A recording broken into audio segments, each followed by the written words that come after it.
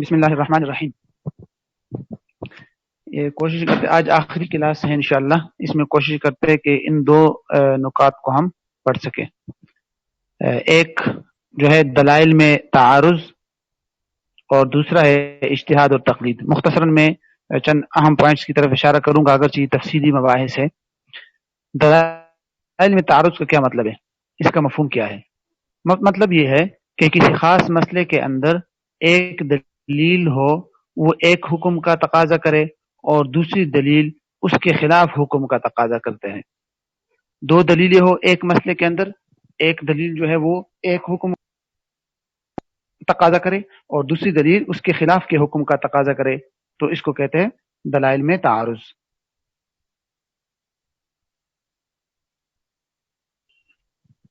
اچھا، اگر ہم اس کی ظاہری صورت کو دیکھیں دلائل میں تعارض کی تعریف کو، تو حقیقت میں دلائل میں تعارض شریعت کے اندر درست نہیں ہے، ورنہ تو کیونکہ شریعت کے احکامات اور دلائل جو ہے وہ نصوص وہ عمل کرنے کے لیے آتے ہیں کہ اس پہ انسان عمل کرے، اور جب اس میں تعارض ہوگا تو عمل ممکن نہیں ہے. تو اس لیے حقیقی تعارض تو ممکن نہیں ہے دلائل میں. جو تعارض ہوتا ہے اس کو علماء کہتے ہیں کہ ظاہری تعارض ہے، مجتہد کے فہم کی وجہ سے اس کو تعارض نظر آیا، ورنہ حقیقت میں شارع کی طرف سے اس میں تعارض نہیں ہے. اچھا، ایک نقطہ آپ ذہن میں رکھیے، دوسری بات کی طرف آتے ہیں کہ تعارض کے لیے ضروری ہے دو دلائل میں تعارض صرف اسی وقت ہوگا جب دو دلائل قوت میں برابر ہو، دونوں آیات ہو یا دونوں احادیث ہو. اگر ایک دلیل قوی ہو دوسری ضعیف ہو تو اس کو تعارض شمار نہیں کرتے، کیونکہ قوی دلیل وہاں پر قوی دلیل پہ عمل کیا جاتا ہے. تیسری بات، تعارض کو دور کرنے کے طریقے. بنیادی طور پر اصولی فقہ میں تعارض کو دور کرنے، دلائل سے تعارض کو دور کرنے کے تین طریقے ہیں. نمبر ایک ہے نسخ، نمبر دو ہے ترجیح، اور نمبر تین ہے تطبیق، جو یہاں میں نہیں لکھ سکا، یہاں دو لکھے ہوئے، نسخ، ترجیح، اور ایک اور ہے اس کو کہتے ہیں تطبیق اور موافقت. اب اس کی تھوڑی سی وضاحت دیکھ لیجئے. نسخ کی کہتے ہیں کہ جب دو دلائل میں مجتہد کے سامنے دو دلائل میں تعارض نظر آتا ہے تو وہ اس طرح کرتا ہے کہ نصوص کی تاریخوں کو دیکھتا ہے، تاریخی ورود کو، کہ کب کون سی نص جو ہے وہ نازل ہوئی، تو ان تاریخوں کو متعین کر کے سابقہ نص کو منسوخ کر دیتا ہے، اور لاحق بعد والے جو مؤخر نص ہوتی ہے اس کو ناسخ شمار کیا جاتا ہے. جیسے کہ آپ نے قرآن مجید میں آیات دیکھی ہوگی، ایک آیت ہے اس میں جو ہے وضع حمل، اس میں جو ہے متوفا یعنی جو بیوہ کی عدت 4 اشہر و عشرہ، 4 مہینے 10 دن ہے، اور دوسری آیت میں ہے وہ اولاۃ الاحمال، کہ بھئی حمل والی عورت کی عدت جو ہے وہ وضع حمل ہے. تو بعد والی عدت کو، بعد والی آیت کو پہلی آیت کے لیے ناسخ سمجھ کر کہتے ہیں کہ حمل کے تعلق سے وہ اس کا تعلق ہے، اور غیر حاملہ عورت ہو تو اس کی عدت وفات 4 مہینے 10 دن. اگر اب دوسری بات کی طرف آئیے، اگر تاریخ معلوم نہ ہو سکے، دونوں دلائل یا دونوں نصوص کی تاریخ معلوم نہ ہو کہ کون سی کی تاریخ کب ہے، مقدم مؤخر ہونے کا پتہ نہ چلے، تو ایک دلیل، اب ترجیح کی طرف جاتے ہیں. پھر دوسرا طریقہ اختیار کیا جاتا ہے، اس کو کہتے ہیں ترجیح. ایک دلیل کو دوسری دلیل پر ترجیح دینے کی کوشش کی جاتی ہے. ترجیح کے کئی طریقے اور کئی وسائل ہیں. مثال کے طور پر میں چند بتاتا ہوں. نص، نمبر ایک، ترجیح کے طریقے سمجھ لیجئے کہ وہ چند طریقہ یہ ہے. نمبر ایک، نص کو ظاہر پر ترجیح دی جاتی ہے. اگر دو نصوص میں تعارض ہو گیا، ایک نص ہے، اس کی تفصیل ہم نے اصول فقہ میں پڑھی تھی کہ نصوص کی جو ہے 4 قسمیں ہیں وضاحت کے اعتبار سے، نص، ظاہر، نص، مفسر، محکم. ٹھیک ہے، تو اگر ایک جو ہے دلیل جو ہے وہ نص ہے اور دوسری ظاہر ہے تو نص کو ظاہر پر ترجیح دی جاتی ہے. مثالیں بھی اس کی کئی موجود ہے. احل لکم ما وراء ذالکم، یہ ظاہر ہے، اور فانکحوا ما طاب لکم من النساء مثنى وثلاث ورباع، یہ عدد بتانے میں نص ہے. نمبر دو، مفسر کو نص پر ترجیح دی جاتی ہے. اگر ایک نص، ایک جو قرآن مجید کی آیت یا نص ہے وہ مفسر ہے، اور دوسرا اصول فقہ والا نص ہے، تو مفسر کو نص پر ترجیح دی جاتی ہے. جیسے کہ دو احادیث میں تعارض ہو جائے، ایک حدیث ہے المستحاضۃ تتوضأ لکل صلاۃ، یہ نص ہے کہ ہر نماز کے لیے وضو کرے، اور دوسری ہے وہ مفسر ہے کہ المستحاضۃ تتوضأ لوقت کل صلاۃ، یہ مفسر ہے. کیوں مفسر ہے؟ کہ پہلی والی حدیث یہ وقت کا بھی احتمال رکھتی ہے اور ہر نماز کا بھی، لیکن جو لوقت کل صلاۃ ہے وہ زیادہ مفسر ہے، تو مفسر کو نص پر ترجیح دی جاتی ہے.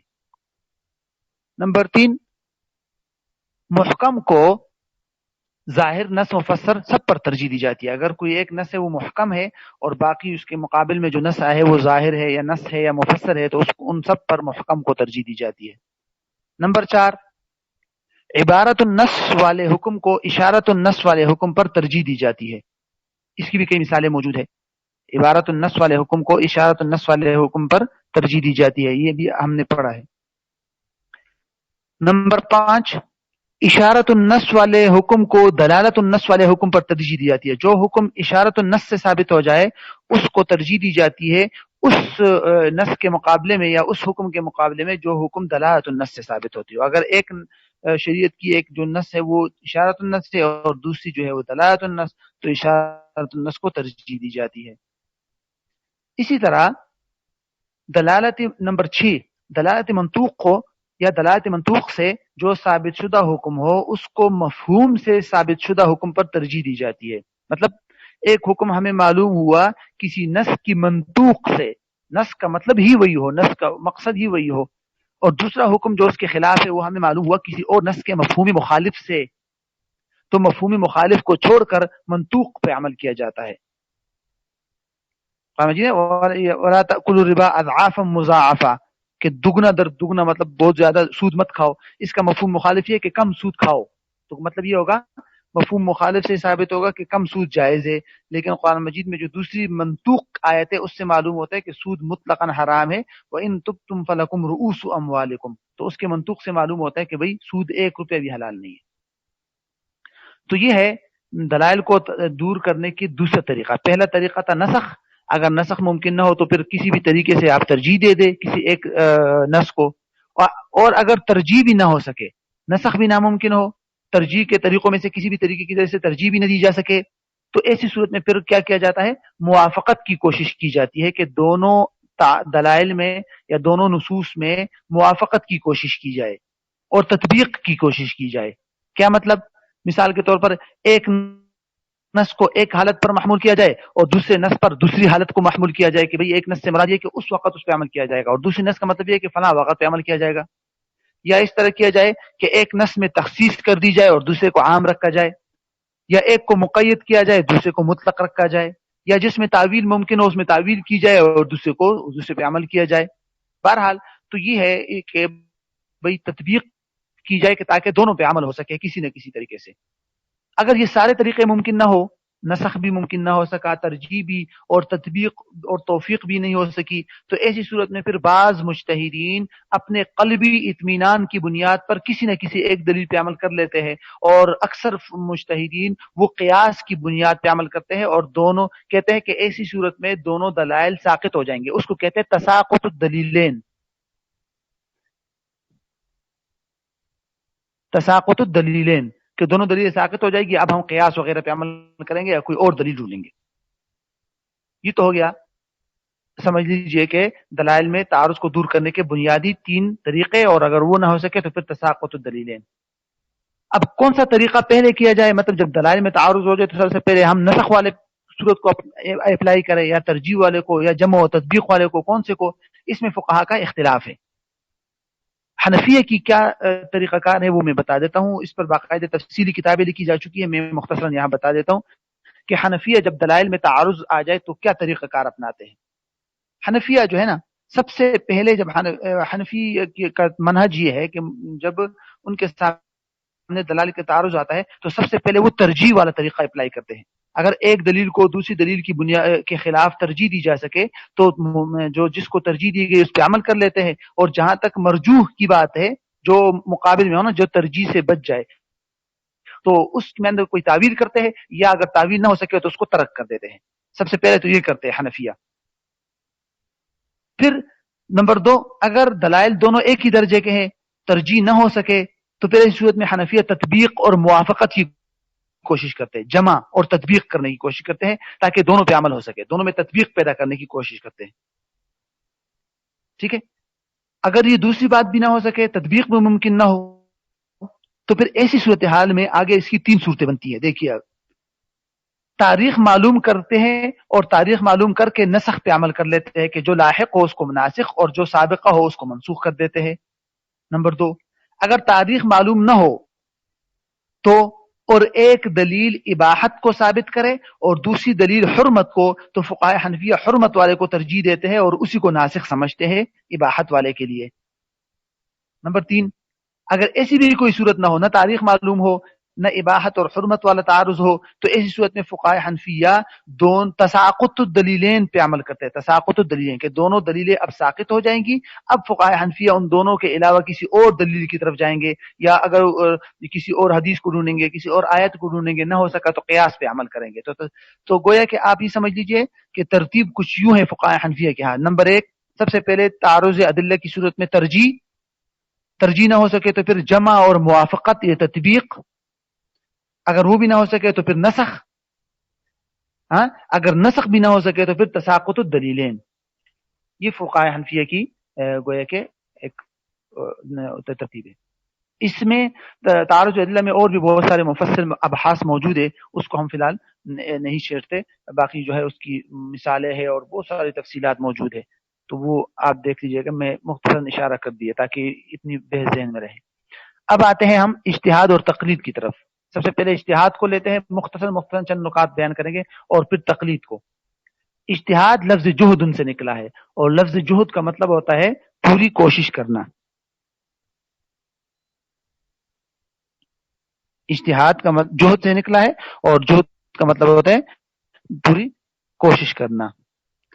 ہاں بالکل، ترجیح الحرمت علی الحلۃ قبل تساقط دلیلین ہے، لیکن اسی کو نسخ بھی کہتے ہیں نا، یہ بھی نسخ کی ایک صورت ہے. وہ کہتے ہیں کہ حرمت ناسخ والحلہ جو ہے یہ منسوخہ، تو یہ بھی نسخ کے اندر آتا ہے.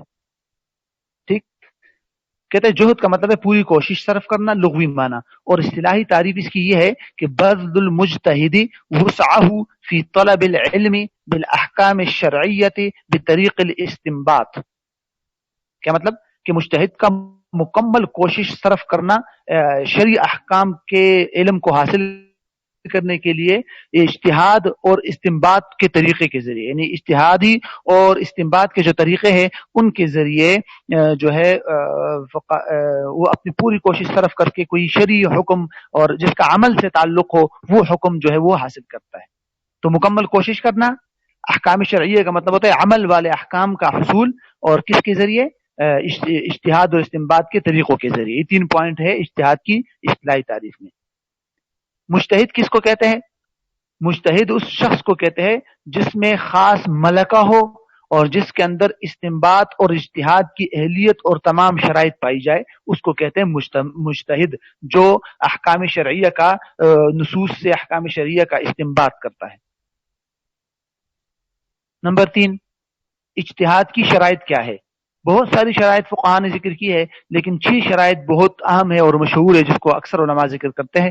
ان میں سے پہلی شرط ہے کہ عربی زبان کا مکمل علم ہو. عربی زبان کا مکمل علم کا مطلب یہ صرف یہ نہیں ہے کہ بھئی صرف کچھ تو کچھ بول سکتا ہو لکھ سکتا ہو، مطلب یہ ہے کہ عربی اسلوب اور عربی فصاحت و بلاغت کے اصولوں سے بھی واقفیت ہو، جس کو آپ یہ کہہ سکتے ہیں کہ بھئی صرف و نحو کا مکمل گرامر اس لیے آتا ہے، اور اسی طرح اس کے اندر جو ہے علم بلاغت بھی مکمل طور پہ آتا ہے، علم معانی، علم بلاغت اور علم بدیع، یہ بھی تقریباً تمام علوم اس کے اندر آتے ہیں. نمبر 2، کتاب اللہ کا علم ہو. کتاب اللہ کا علم کا مطلب ہوتا ہے کہ مکمل کتاب اللہ کا تو ویسے بھی اجمالی علم ہو، اور جو احکام کی آیات ہے اس کا مکمل علم ہو. نمبر 3، سنت کا علم ہو. سنت کے علم کے اندر 2 پوائنٹ آتے ہیں. نمبر 1 تو یہ کہ بھئی سنت میں سے کون سا متواتر ہوتا ہے، کون سا صحیح ہوتا ہے، کون سا مشہور ہوتا ہے، کون سا ضعیف ہے، کون سی حدیث ضعیف ہے، راویوں کی کیا شرائط ہے، یہ جو جن کو آپ اصولی حدیث میں شمار کرتے ہیں. اور نمبر 2، حدیث کا بھی علم ہو، متن حدیث کا. متن حدیث کے اندر علماء نے لکھا ہے کہ کم از کم احکام والی تمام احادیث کا علم حاصل ہونا چاہیے. نمبر 4، اصول فقہ کا علم ہو. نمبر 5، مقامات اجماع کا علم ہو کہ کون کون سے مسائل پر علماء کا اجماع ہو چکا ہے. اور نمبر 6، مقاصد شریعت کا علم ہو، اور کہ بھئی ان کی حیثیت کیا ہے، مقاصد شریعت کی کیا حیثیت ہے، کہاں کہاں معتبر ہوتے ہیں، کہاں نہیں ہوتے، اور جو ہے اس کی شرعی حیثیت دائرہ کار کیا ہے. ٹھیک ہے، یہ ہے تیسرا پوائنٹ. اب پوائنٹ نمبر 4 میں آ جائیے.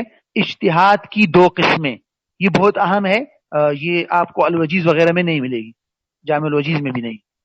اس پر نا شیخ مصطفیٰ الزرقا رحمہ اللہ نے جو ہے الفقہ المدخل، کون سی کتاب ہے ان کی، المدخل الى الفقہ الاسلامی یا الفقہ الاسلامی فی ثوبہ الجدید، جو کتاب ہے ان کی بہت اہم، ان میں بہت تفصیل سے بحث کی ہے کہ اجتہاد کی بنیادی طور پر دو قسمیں ہیں. نمبر ایک الاجتہاد لفہم النص، کسی نص کو سمجھنے کے لیے اجتہاد اور کوشش کرنا، اور دوسری ہے اجتہاد بمعنی قیاس، یعنی علت نکال کر کوئی حکم لاگو کرنا غیر منصوصی مسائل پر.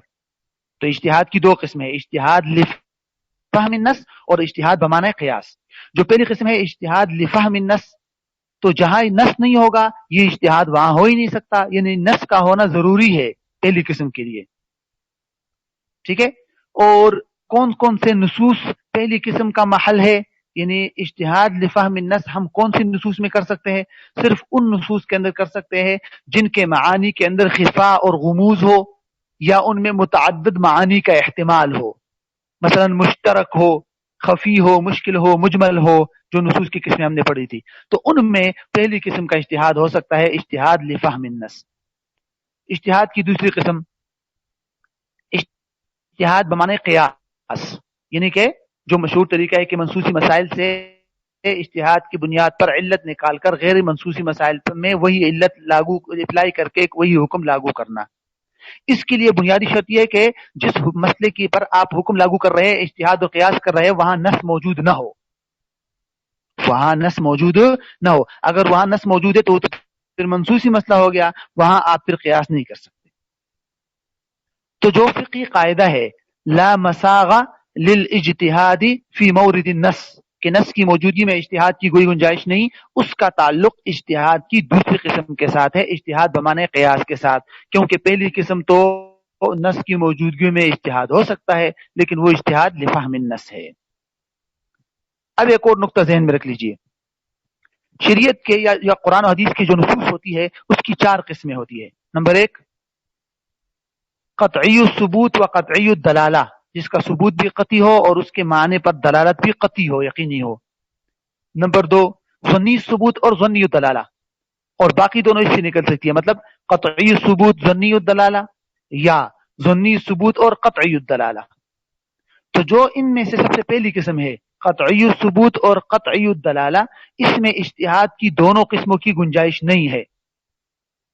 جو نصوص قطعی الثبوت اور قطعی الدلالہ ہو وہاں اجتہاد لفہم النص اور اجتہاد بمعنی قیاس دونوں کی گنجائش نہیں ہے. ٹھیک. اور جو باقی تین قسمیں ہیں قطعی ثبوت ظنی الدلالہ، ظنی ثبوت ظنی الدلالہ یا ظنی ثبوت قطعی الدلالہ، جو تین قسمیں ہیں ان میں اجتہاد کی پہلے قسم کی علماء نے گنجائش دی ہے اجتہاد لفہم النص، لیکن اجتہاد بمعنی قیاس کی نہیں دی ہے کیونکہ وہاں نص موجود ہے. بہرحال یہ خلاصہ میں نے آپ کو بتا دیا، مزید تفصیل آپ المدخل میں دیکھ لیجیے گا انشاءاللہ. ایک اور بات، ایک جو یہ بات کہی جاتی ہے کہ کیا اجتہاد کا دروازہ آج بند ہو گیا، تو علماء نے لکھا ہے کہ اجتہاد کسی زمانے کے ساتھ محدود نہیں ہے، کسی زمانے میں منحصر نہیں ہے کہ بھئی آج کے زمانے میں ناممکن ہو یا آج کے زمانے میں بس بند ہو گیا، نہیں.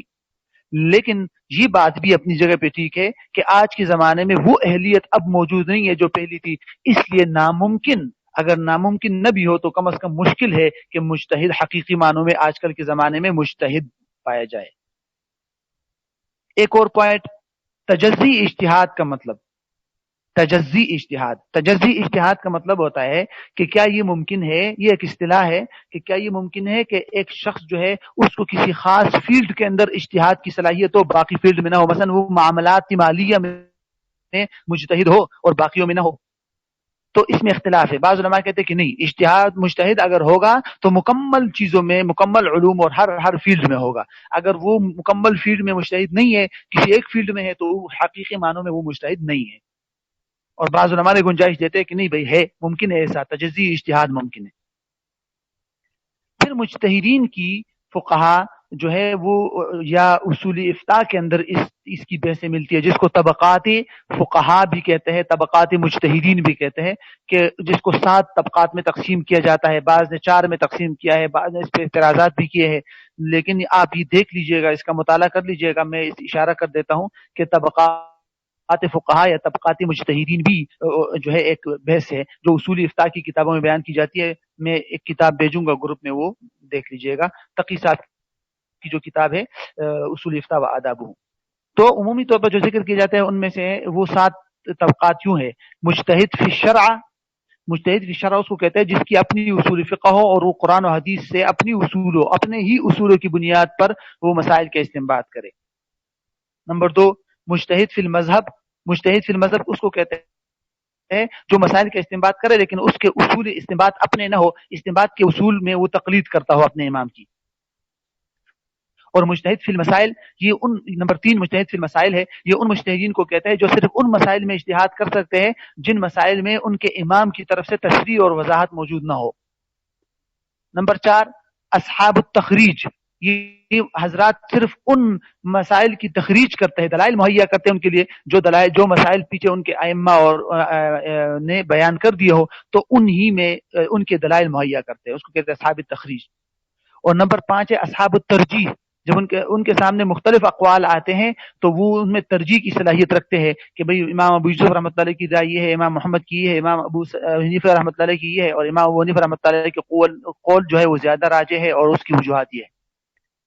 نمبر 6، اصحاب التمییز. تمیز کرنا، جن میں اتنی صلاحیت ہوتی ہے کہ فلاں قول قوی ہے، فلاں قول ضعیف ہے، فلاں قول امام صاحب کا ہے، فلاں قول امام محمد کا ہے، جن میں یہ صلاحیت موجود ہو جو یہ تمیز کر سکتے ہیں.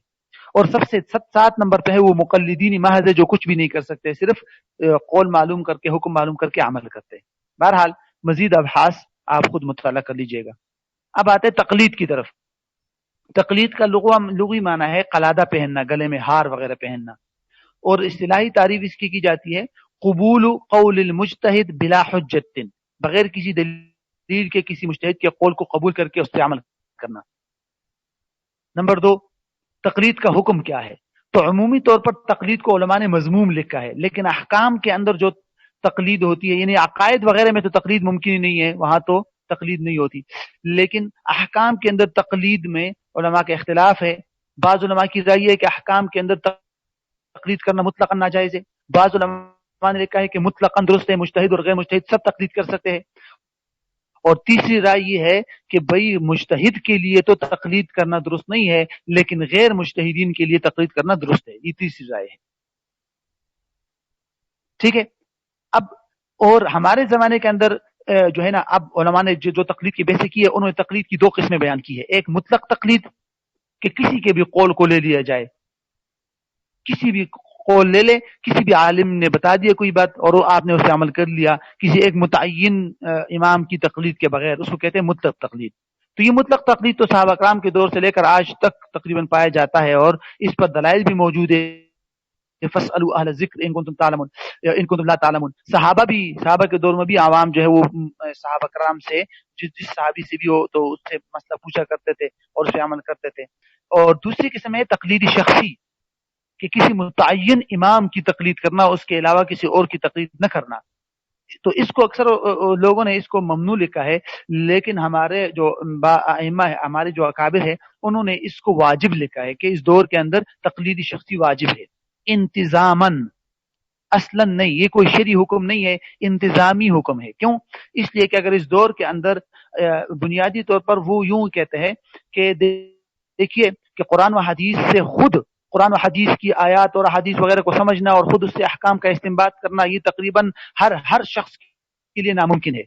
کیوں؟ ایک تو ذہن کی وجہ سے اور حالات کی وجہ سے. ہر شخص کے حالات بھی ایسے نہیں ہوتے، ہر شخص کا ذہن بھی اتنی صلاحیت نہیں رکھتا کہ وہ قرآن و حدیث میں ہر حکم مستنبط کر سکے. تو وہ ضرور کسی سے پوچھے گا، اور جب کسی سے پوچھے گا تو کیا کسی سے بھی پوچھ لے، کسی بھی قول پہ عمل کر لے، تو وہ یہ بھی ہم اجازت نہیں دے سکتے، اس لیے کہ خواہش نفس اس زمانے کے اندر بہت زیادہ ہے. تو وہ پھر آسانیاں تلاش کرے گا، کسی سے پوچھے گا، مشکل مسئلہ معلوم ہوا تو اس کو چھوڑ کر دوسری آسان مسئلے کو تلاش کرے گا. تو اس وجہ سے کسی ایک امام کی بات پہ عمل کرنا ضروری ہے. اس کی وجہ سے اس ضرورت اور اس انتظامی مصلحت کی وجہ سے تقلیدی شخصی کو لازم قرار دیا گیا. 2-3 پوائنٹ مزید ذہن میں رکھ لیجیے کہ بھئی جو یوں کہتے ہیں کہ آپ جو ہے ائمہ کی تقلید کرتے ہیں، یہ تقلید تو حالانکہ تقلید اور اتباع تو صرف قرآن و سنت کی ہوتی ہے، تو یہ اس کو سمجھ لینا چاہیے کہ جو ائمہ کے مذاہب ہے وہ حقیقت میں کوئی اسلام، نیا اسلام نہیں ہے، وہ مکاتب فقہ ہے یا مکاتب فکر ہے جو قرآن و حدیث کی نصوص اور تشریح کرتے ہیں. تو ہم جب ان کی اتباع کرتے ہیں تو شارح، مفسر یا داعی کے طور پر، کہ جس طرح ایک داعی کے قول پہ عمل کیا جاتا ہے وہ اسلام پیش کرتا ہے، مفسر کے قول کو آپ مانتے ہیں، اور اس طرح شارح تشریح کرنے والے ہیں وہ ہمارے لیے، اور ہمارے لیے اسلام ہی کی وضاحت کرتے ہیں. تو حقیقی معنوں میں اسلام ہی کی اتباع ہوتی ہے، لیکن اسلام کی اتباع کے لیے سمجھنا ضروری ہے، وہ سمجھ ہر ایک کے لیے ناممکن ہے. تو درمیان میں داعی اور مفسرین یا شارح کا واسطہ آ گیا. ٹھیک. پھر یہ بھی کہتے ہیں کہ چاروں ائمہ کے علاوہ میں تقلید کیوں نہیں کرتے، چاروں میں سے ہی کسی ایک کو کیوں لیا جاتا ہے؟ تو اس کی وجہ یہی ہے کہ انہی چاروں ائمہ کی جو ہے، چار ائمہ اربعہ کے علاوہ کسی اور کی فقہ اور کسی اور کے جو آراء ہے وہ اس طرح محفوظ اور موجود نہیں ہے آج کے زمانے میں جس طرح کہ ان کے ہے. تو ضرورت یہی ہے کہ ہم انہی میں سے کسی ایک کو لے لیں. ٹھیک ہے. اور کسی ایک کی التزام وہی ہے، اس کی وجہ انتظامی ہے، کوئی وہ نہیں. خود صحابہ کے زمانے میں بھی بعض ایسے نظائر ملتے ہیں کہ وہ کسی ایک قول پہ عمل کرتے تھے اور دوسرے پہ نہیں. یہاں ایک اور بحث کی جاتی ہے جس کو تلفیق کہتے ہیں. تلفیق، اس کی بھی علماء اجازت نہیں دیتے. تلفیق کیا مطلب ہوتا ہے؟ تا، لام، فا یا قاف. ٹھیک ہے. تلفیق اس کو یہ کہتے ہیں نا کہ آپ ایک ہی مسئلے کے اندر دو تین ائمہ کی آراء پہ اس طرح عمل کرے کہ اس عمل کا مجموعہ کسی ایک کے ہاں بھی جائز نہ ہو. میں آپ کو مثال دیتا ہوں. ایک شخص نے وضو کیا، ٹھیک ہے، اس کے ہاتھ سے خون نکلا اور اس نے سمجھ لیجئے کہ اپنی شرمگاہ کو بھی ہاتھ لگا دیا یا کسی عورت کو ہاتھ لگا دیا اور پھر جا کے نماز پڑھتا ہے. اب جب اس کے ہاتھ سے خون نکلا تو اس سلسلے میں اس نے جو ہے حضرات شافعیہ کی رائے پہ عمل کیا اور کہا کہ بھئی ہاتھ سے خون نکلنے کی صورت میں وضو نہیں ٹوٹتا جس طرح شافعیہ کی رائے ہے. اور جب اس نے اپنے شرمگاہ کو یا کسی عورت کو چھوا تو شافعیہ کے یہاں اس سے وضو ٹوٹتا ہے، لیکن اس نے حنفیہ کی رائے پہ عمل کر دیا کہ نہیں بھئی اس سے وضو نہیں ٹوٹتا، میں حنفیہ کی رائے پہ عمل کرتا ہوں. دونوں کی رائے لے لی اور جا کے نماز پڑھ لی. اب اس کی نماز نہ حنفیہ کے ہاں درست ہے نہ شافعیہ کے ہاں. حنفیہ کے ہاں ہاتھ سے خون نکلنے کی وجہ سے، اور شافعیہ کے ہاں کسی مطلب عورت کو چھونے یا شرمگاہ کو ہاتھ لگانے کی وجہ سے. تو مجموعہ جو ہے وہ کسی ایک کے ہاں بھی جائز نہیں ہے. اس کو کہتے ہیں تلفیق. تو اس کی تو کسی علماء نے بالکل اس کی گنجائش نہیں دیتے. ایک اور پوائنٹ میں بتاتا ہوں کہ تقلید کی درجات بھی عمومی طور پر علماء نے ذکر کیے ہیں. 4 درجات ذکر کرتے ہیں. نمبر 1 عوام کی تقلید، نمبر 2 متبحر عالم کی تقلید، نمبر 3 مجتہد فی المذہب کی تقلید، اور نمبر 4 مجتہد مطلق کی تقلید. عوام کے زمرے میں کون کون آتے ہیں؟ وہ لوگ جن کو بالکل عربی نہیں آتی ہے، عوام جیسے ہوتی ہے، یا وہ لوگ جن کے کچھ نہ کچھ عربی آتی ہے لیکن انہوں نے مکمل طور پر علوم پڑھے نہیں ہے کسی اساتذہ سے، یا انہوں نے باقاعدہ رسمی طور پر علوم تو پڑھے ہیں لیکن ان کو مکمل قوت اور استعداد حاصل نہیں ہے جس طرح رسمی علماء ہوتے ہیں. ان سب کو علماء میں شمار کیا جاتا ہے کہ ایسے ان کے لیے حکم یہ کہ تقلیدی محض کریں گے اور دلائل کی بحث میں بالکل نہیں الجھیں گے.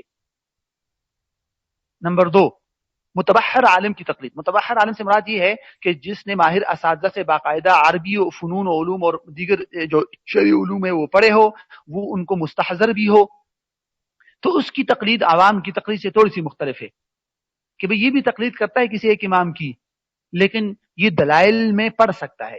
اس کو چاہیے کہ دلائل میں بھی غور کرے، ٹھیک ہے، اور اگر اس کو کسی دوسرے امام کی دلیل قوی معلوم ہوئی تو دوسرے امام کی دلیل کی قول پہ عمل کر سکتا ہے. لیکن اس کے لیے علماء نے پھر چند شرائط ذکر کیے ہیں کہ بھئی خواہش نفس کی بنیاد پر نہ ہو، تلفیق لازم نہ آئے، اور اسی طرح قوتی دلیل کے لیے اس کے پاس کوئی نہ کوئی دلائل جس کی بنیاد پر یہ اس دوسرے دلیل کو قوی کہے، وغیرہ وغیرہ. چند شرائط ہے جس کی بنیاد پر وہ دوسرے امام کے قول پہ عمل کر سکتا ہے. نمبر 3 مجتہد فی المذہب کی تقلید. مجتہد فی المذہب کا مطلب میں نے آپ کو بتا دیا تھا، وہ مجتہد جو استنباط اور اجتہاد کے اصولوں میں تقلید کرتا ہے اپنے امام کی، یعنی کہ قرآن و حدیث سے مسائل استنباط تو کرتا ہے لیکن ان اصول فقہ، یا اصول فقہ یہ مراد ہے ان اصول استنباط اور اجتہاد کے اصولوں کی روشنی میں جو اس کے امام نے وضع کیے ہیں. تو یہ گویا کہ اصولوں میں تو تقلید کرتا ہے، فروعی احکام کے اندر یہ اپنے امام کے ساتھ اختلاف کر سکتا ہے. نمبر 4 مجتہد مطلق کی جو ہے نا کی تقلید. تو مجتہد مطلق اس کو کہتے ہیں جس میں تمام اجتہاد کی شرائط ہو. تو کہتے ہیں یہ بھی ایک قسم کی تقلید کرتا ہے. کیسے؟ کہ جیسے آپ نے دیکھا نا، ہم نے پڑھا تھا قول صحابی میں کہ جب اس کو قرآن و حدیث میں نص نہ ملے تو یہ بعض صورتوں کے اندر قول صحابی کی تقلید کر کے اس کی بنیاد پہ عمل کرتا ہے، تو یہ ایک قسم کی ہلکی سی تقلید ہے۔ تو یہ 4 درجات بھی عمومی طور پر علماء ذکر کرتے ہیں۔ سب سے آخری بات رہتی ہے، اس کو کمپلیٹ کرتے ہیں، وہ یہ کہ دوسرے مسلک پر عمل یہ جائز ہے یا نہیں۔ افتاء بمذہب الغیر